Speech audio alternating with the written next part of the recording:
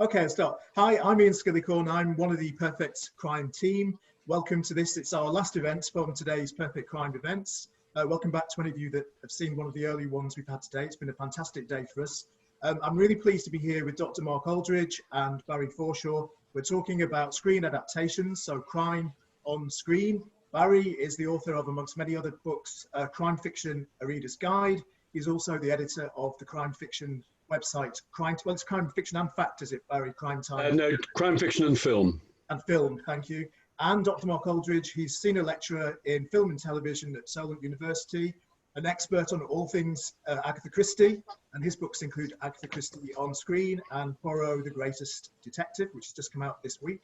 It is already doing very well. I've seen in the charts on Amazon. I think you were a bestseller on one of the charts that I saw. In one of the many hundreds of charts, yeah. But it seems to be doing all right so far. Yeah, fingers crossed.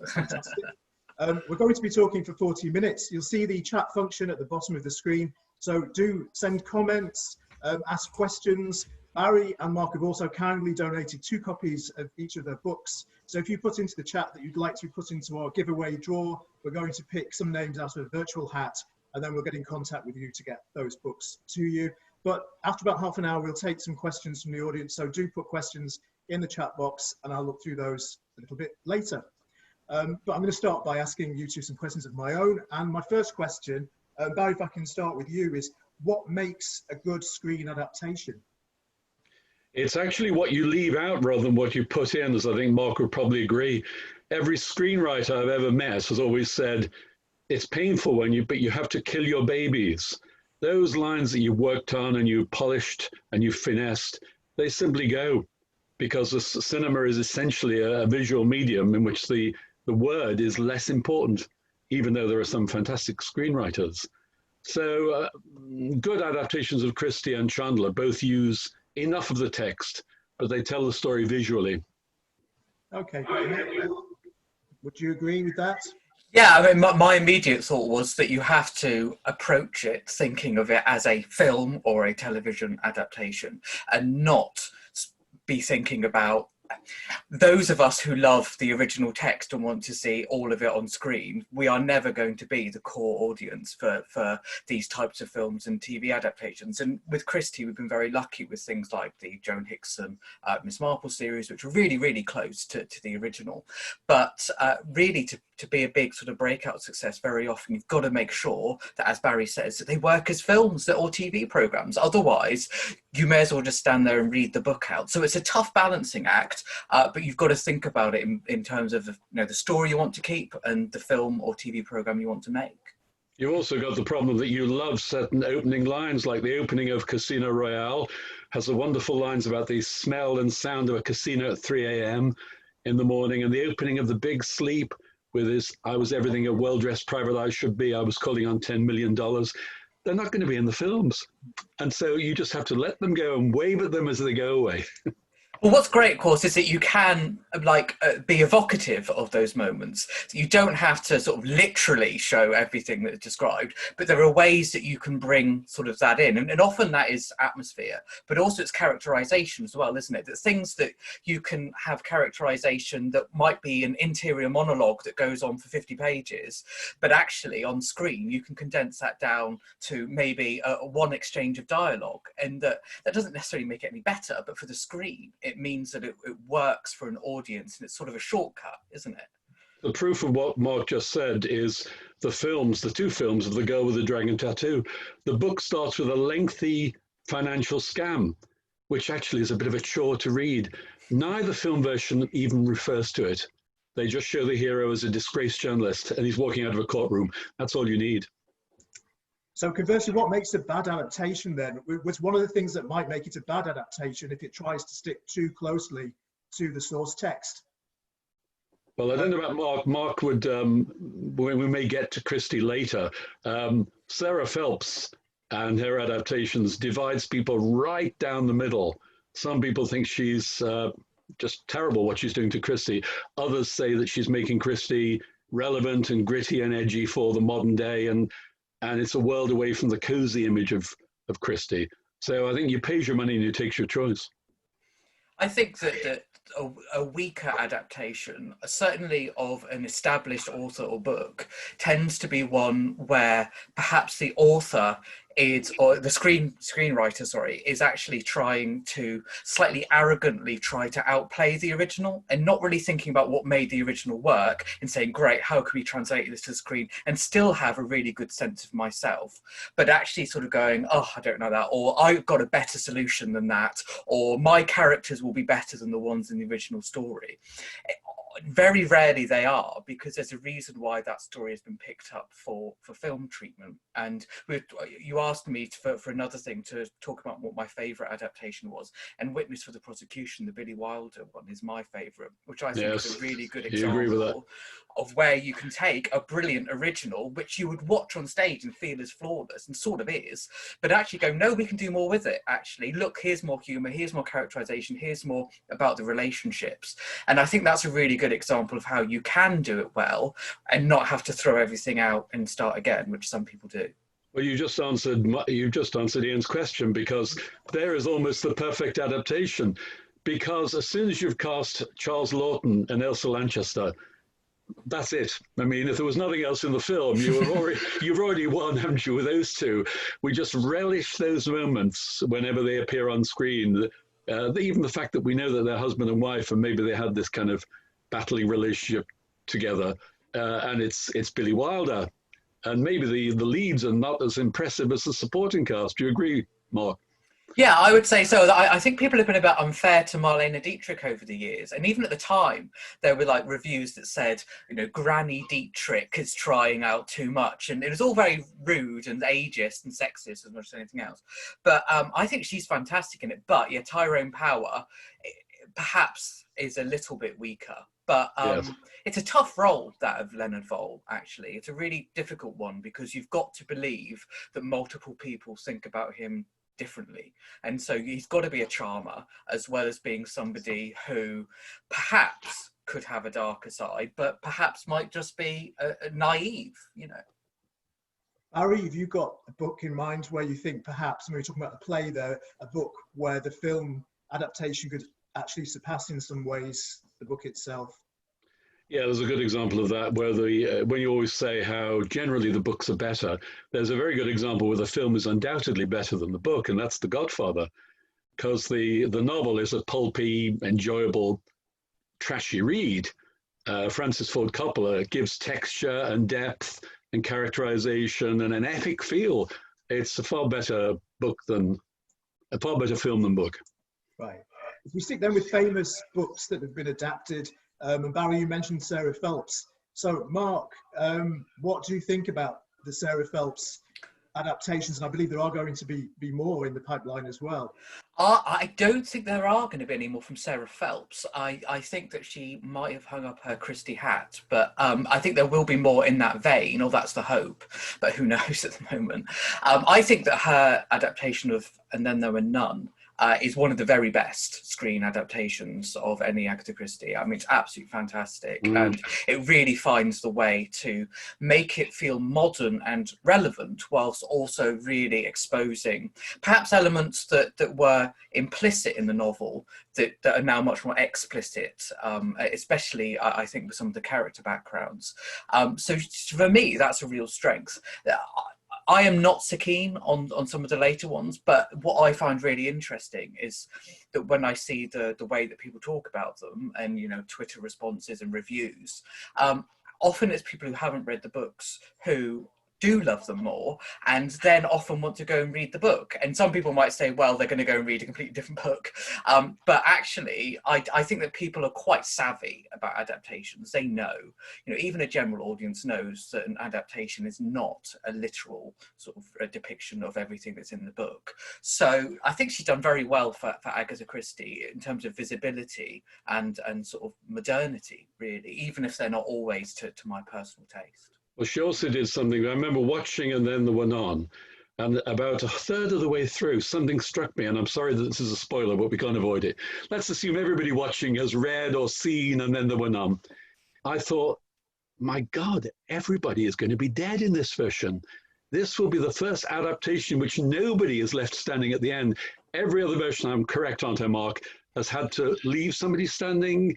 Every other official version, they're like Right. Russian ones and stuff, but yeah, all the official ones, yeah. So the René Clair, which is a terrific film, the Hollywood film, has to leave the girl alive at the end. But Sarah Phelps was prepared to take that material on and be really rigorous.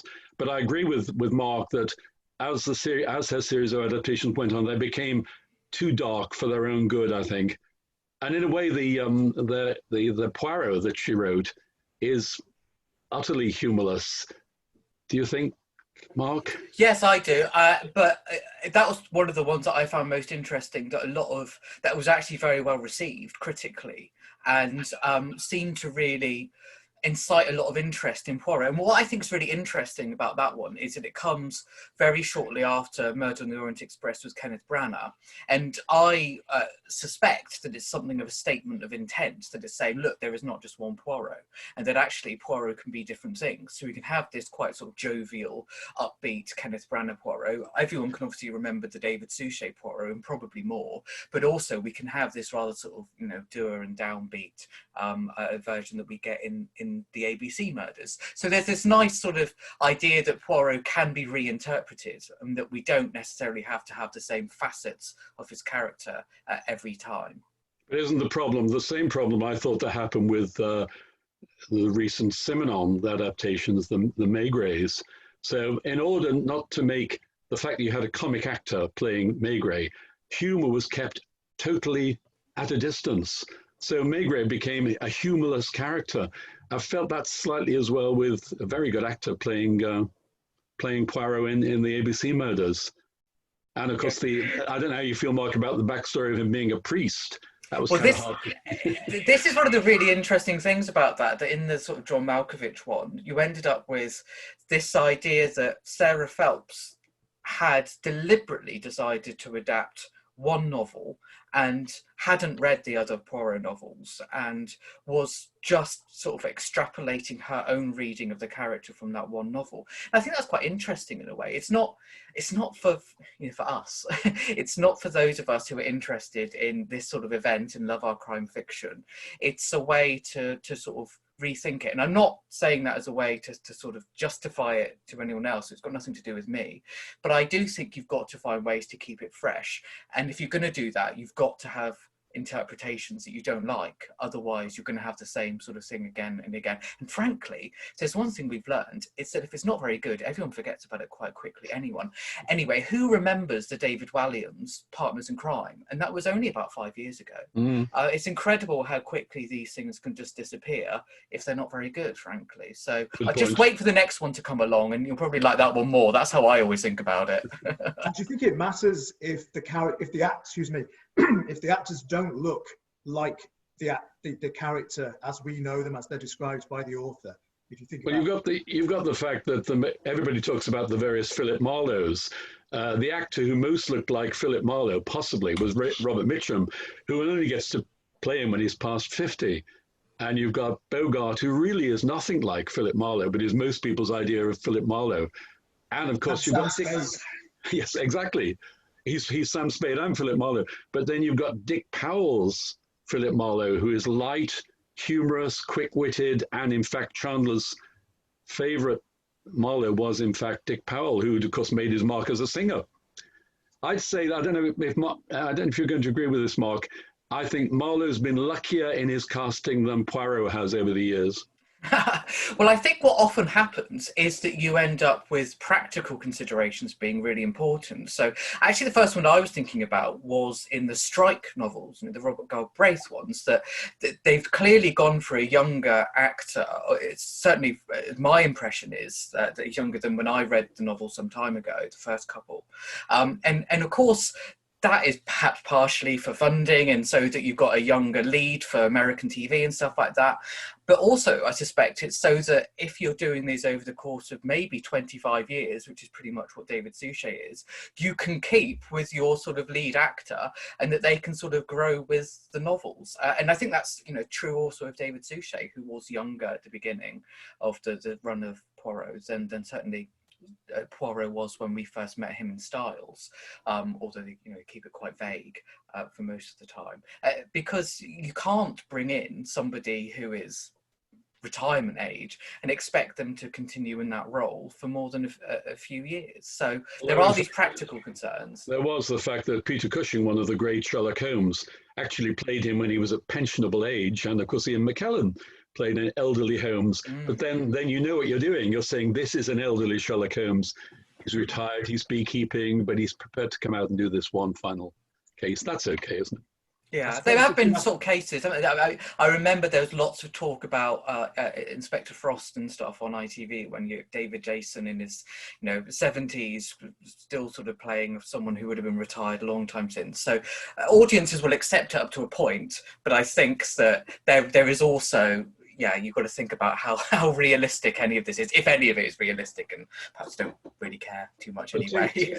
Ian's point about appearances and the appearances of actors, isn't the problem with Poirot is that both Kenneth Branagh and Suchet have gone overboard slightly in those physical peculiarities, the ones that Christie came to regret, the head shaped like an egg, the wax moustache, and in fact, one has to say that the ABC Murders tried to make Poirot looked like a human being instead of like basically a music hall turn.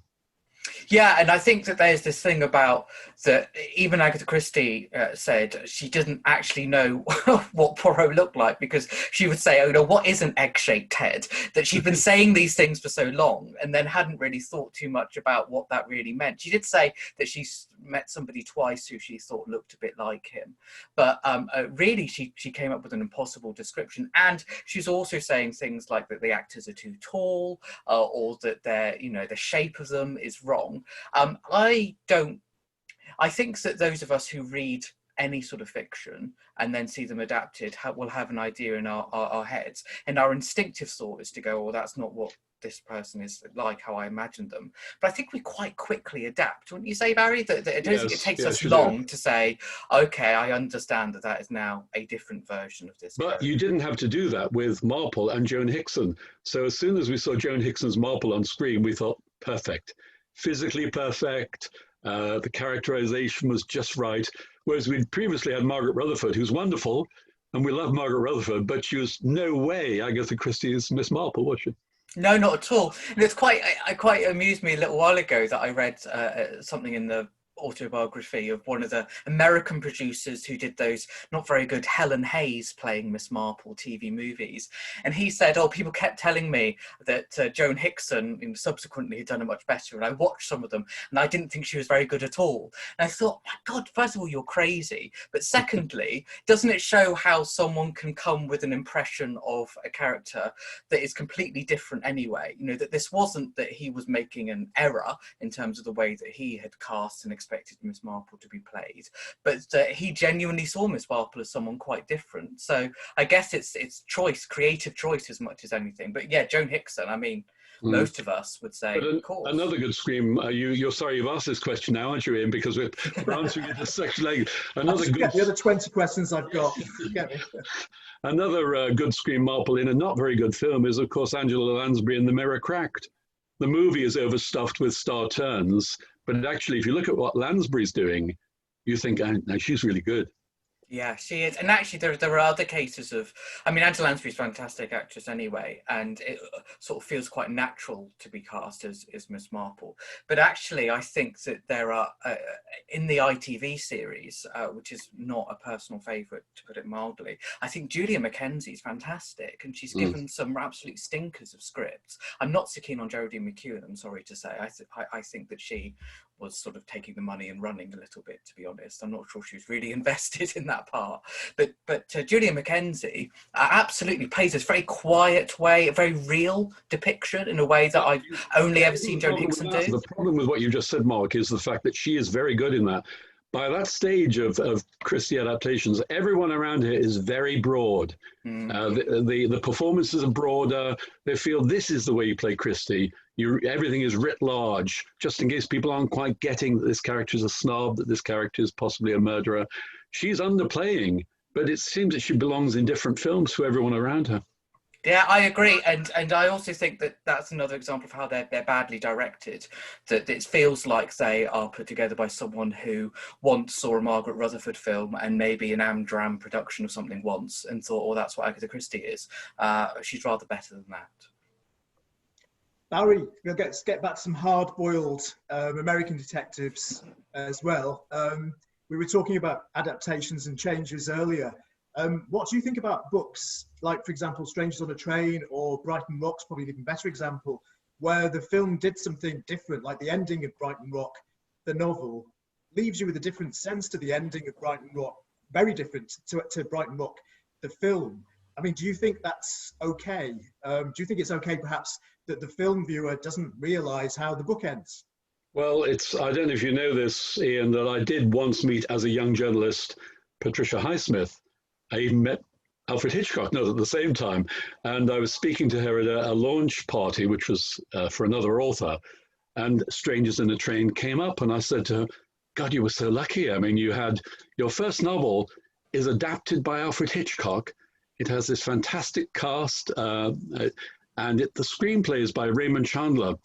And I hope there's no shockable people watching this, but she just sort of quietly said to me, yeah, they fucked my book. And I found myself in the position of defending Alfred Hitchcock and Raymond Chandler to Patricia Highsmith. And she said, the ending, that's not my ending, to take your point, Ian. I said, yes, but Hitchcock could not film your ending in the way his version of Rebecca can't film the ending. The censorship was such. But, you know, who cares? Strangers on the Train is still a great movie, and I don't really mind that the ending had to be softened for the sake of the censor. What do you think? It's interesting if you think that the books we're talking about, they were contemporary when they were written. They were written in the era, you know, they were set in the era they were written, more or less. Obviously, with the passage of time, books become historical fiction, whereas they were contemporary fiction when they were written. Do you think there can be, whether it's hard-boiled detectives or Miss Marple, Poirot, a temptation for us to sentimentalise the past, and that can then interfere with an adaptation and maybe soften the edges a bit, maybe in a way that Sarah Phelps was reacting against? But you've also got the problem of things which are now not acceptable. In Raymond Chandler books, black bars with black patrons are called dinge bars. I mean, I'm not sure most people would get that until they think about it and realize it just won't play today. And those things kind of have to be changed. I think we are nostalgic about the age of the private detective as in the great private eye novels, but it never existed.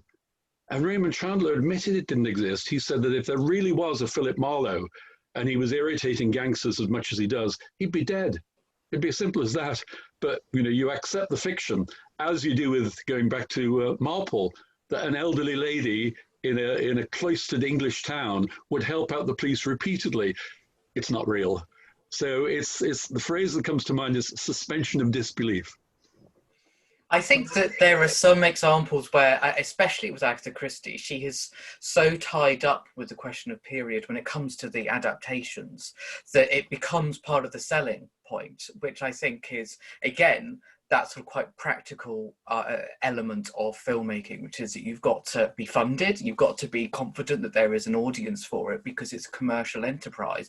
And having things like, you know, it's no coincidence that Death on the Nile follows Murder on the Orient Express twice, you know, when we look at these big film adaptations, because they're both cinematic in their own way, but still being sort of closed circle, and that they're both able to really sort of play up the glamour of the past, as well as having very strong mysteries at their core.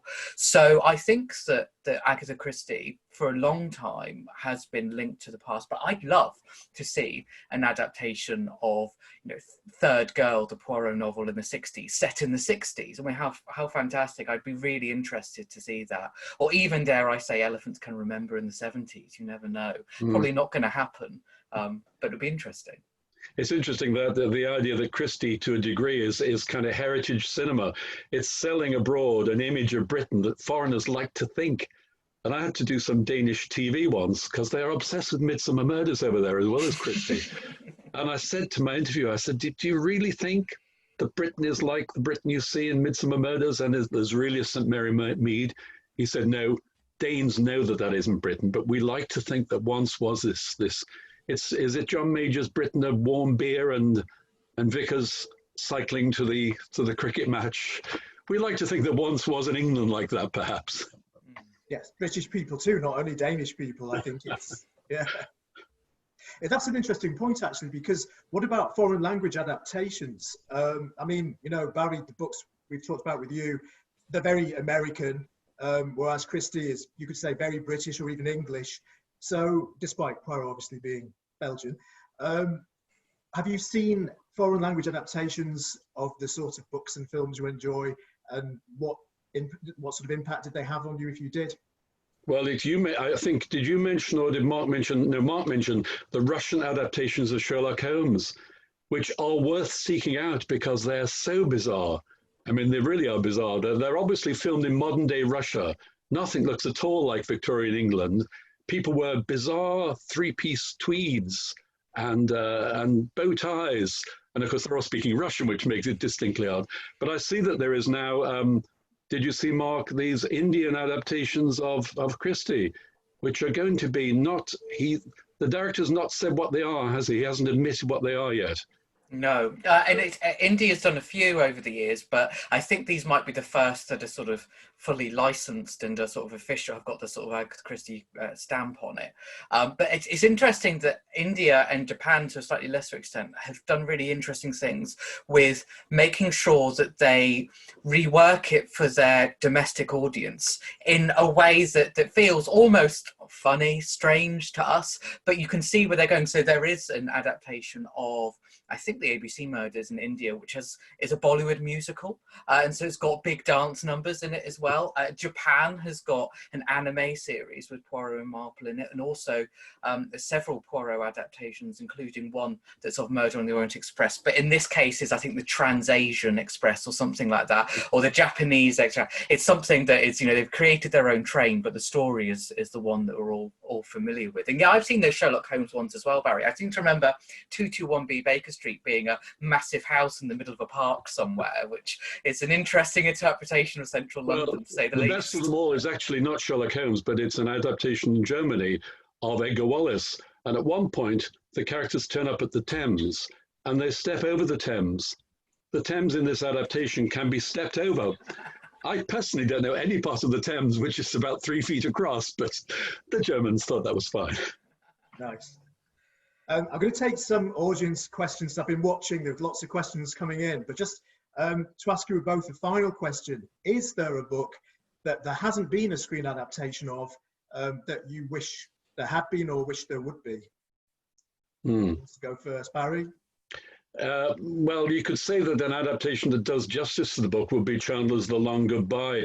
A lot of people like the Robert Altman film with Elliot Gould. Personally, I dislike it fairly intensely. He's converted Marlowe into this kind of throwback. He doesn't belong in this era, which is an interesting approach, but it isn't Chandler's book. So I'd like to see a faithful adaptation of The Long Goodbye.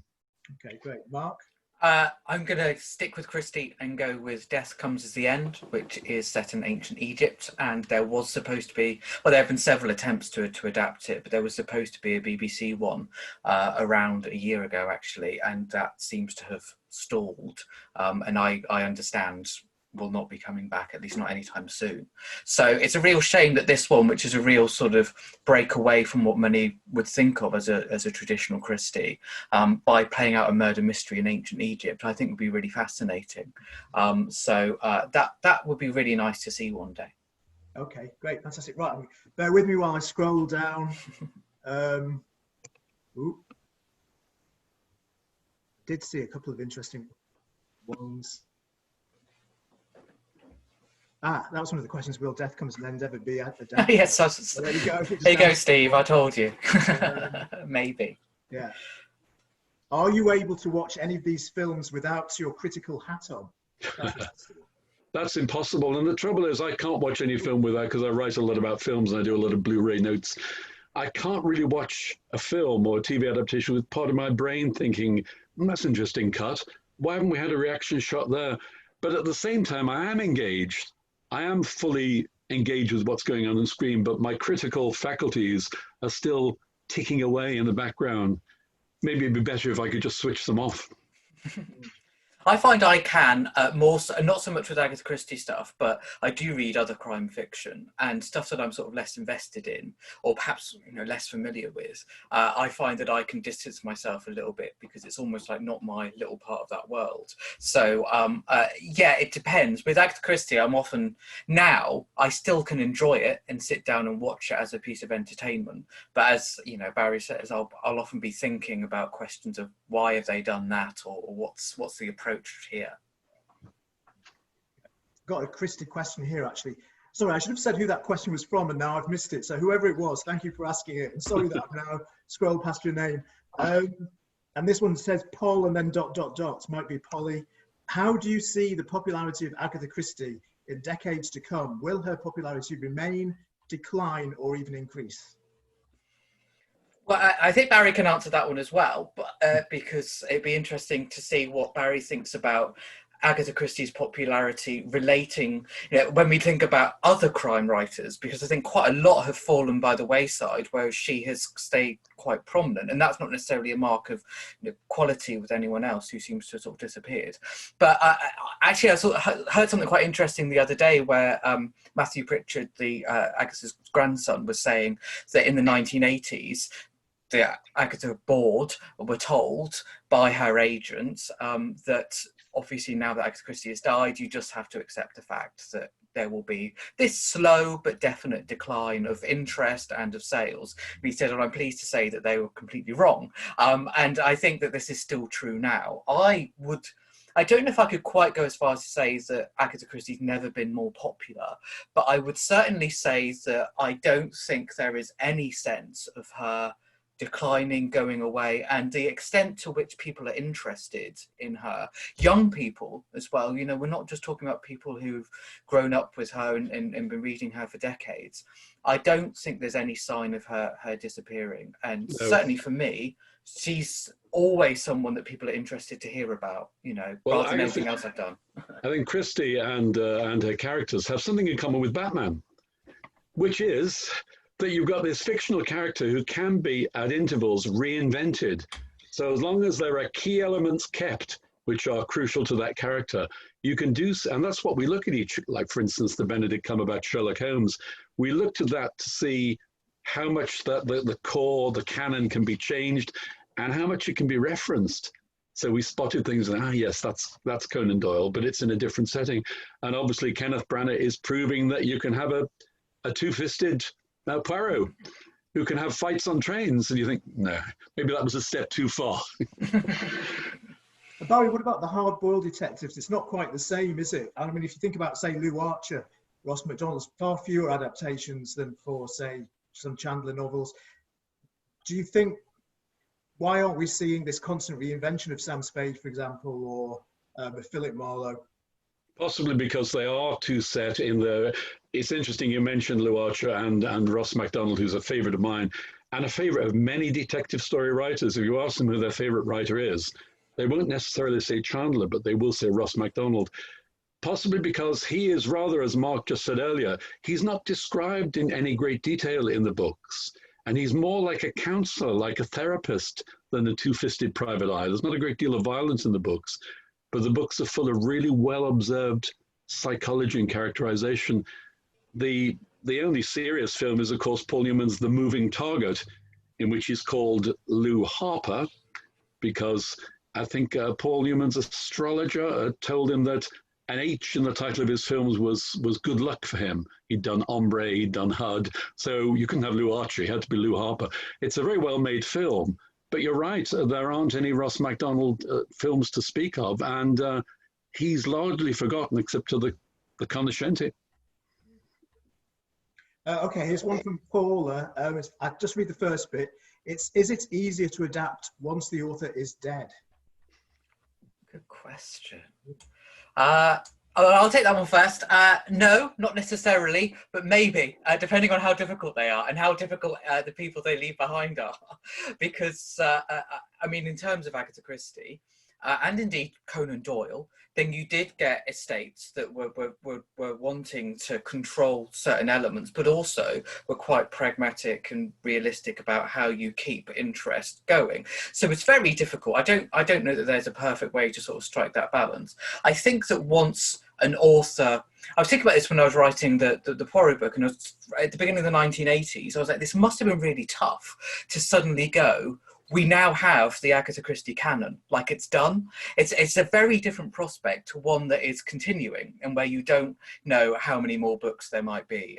So I think that in a way it can be easier because you can pick and sort of choose and you know where you're going with it. But I think the rest of it really depends on how difficult the author was. And there's no question that Agatha Christie was quite rightly difficult when it came to adaptations because she was quite badly treated. You know, it wasn't just that she was a difficult person. Well, also you've got the fact that certain authors, Ian Fleming's a classic example, who have a very canny commercial sense. So even a book like Thunderball begins as a film project.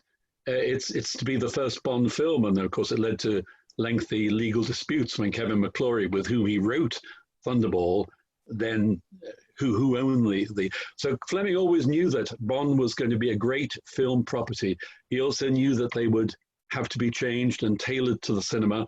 What he wasn't happy about was having a muscular Scottish ex-milkman playing his sophisticated until he saw him on screen and he realized why Sean Connery had been cast as James Bond. Well, that's interesting, isn't it? Going back to what we were saying at the beginning about almost does an actor have to look like the character? Sean Connery is the perfect example of that, isn't it? You'd think that shouldn't work, but for so many people, Sean Connery always will be James Bond. Well, it's the way they're first seen. So everybody thinks when they see that first shot of Bond in Dr. No, wreathed in cigarette smoke, fantastic tan when Eustace Gayson says to him, Mr. and he answers for the first time. We all think that's a tribute to the first appearance of Humphrey Bogart in Casablanca, who is also seen in a dinner jacket, wreathed in smoke. In fact, it's a film called Juarez, which they took that shot from. It's very important how you introduce your character the first time. Right. Just to finish, I'm going to ask you, Mark, first, because of course your book's just come out in the last week. Who is your favourite Hercule Poirot on screen? Well, for me, it's David Suchet, which I know is such an answer that's such an obvious one to give. But I think there's a reason why we had 25 years of him playing Poirot, and why even when you see, you know, the silhouette of Poirot now, it's not Albert Finney's silhouette, it's not John Malkovich's silhouette, it is, you know, the image of him as he was represented there. And I think he had a very difficult job at the time of reinventing Poirot and making him work for a TV series that would be there on screen every week. And so, as we all probably know, Agatha Christie got quite irritated with Poirot as a character at times, not always. And I think that he can be a bit insufferable. And so to make him somebody who can work on TV week by week, I think is a really difficult task. And I think he did it really well. I just want to say really quickly before I go to Barry, someone's just asked about Ngaio Marsh adaptations. And I think I'm right in saying a couple of weeks ago, there actually was an announcement that a production company is starting on a new series of adaptations. So I think Ngaio Marsh might get her chance fairly soon. I just noticed that's what I'd say. Oh, great, thank you, thanks. Barry, could I ask you, Humphrey Bogart, Philip Marlowe or Sam Spade? Philip Marlowe, but in fact the best, I agree with Chandler, that the best of all Marlowes is Dick Powell. He famously said about Dick Powell, you could imagine him playing chess. You can't imagine Bogart playing chess, which is probably a bit unfair because Bogart was from a middle-class background and it really wasn't the sort of blue-collar type at all. Robert Mitchum is good, but he's far too old when he finally gets the part, which is a great shame. If Robert Mitchum had been cast in his 40s as Philip Marlowe, which he wasn't, he'd be the one, but Dick Powell. Okay, great, thank you. Well, we're almost running out of time. I want to say thanks both to Dr. Mark Aldridge and Barry Forshaw. I've really enjoyed this, and I know everybody else has, because I've been watching all the comments go up on the chat as we've been chatting. And thank you to everybody who said that they're enjoying it. Thanks to everybody who asked a question that we didn't get round to asking because there were just so many. And this is the end of Perfect Crime for this year. It's been a really fantastic day. I hope you've enjoyed it as much as we have.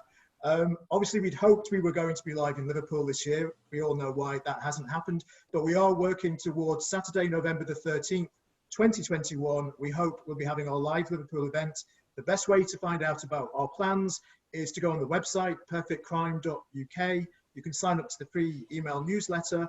On Twitter and Facebook, we're Perfect Crime UK. And our YouTube channel, which we've been sort of trailing, it's not actually up yet, but it will be up in the next few days.